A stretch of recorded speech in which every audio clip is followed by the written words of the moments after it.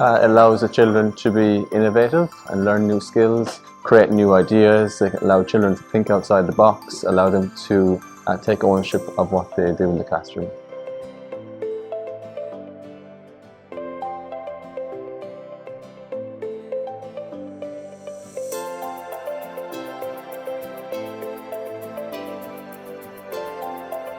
They can be used for the STEM, science, technology, engineering and maths. Children can learn lots of new ideas and continue it in their curriculum.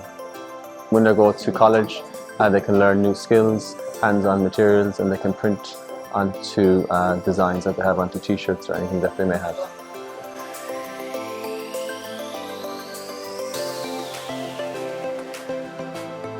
The students have loved the experience, so they've really enjoyed getting involved in the whole process of it. It's been really fantastic.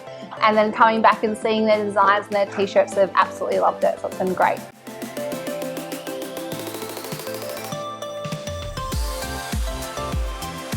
And I think being able to see the whole process, like behind the scenes, and that will get them excited for different ideas or things that they want to create.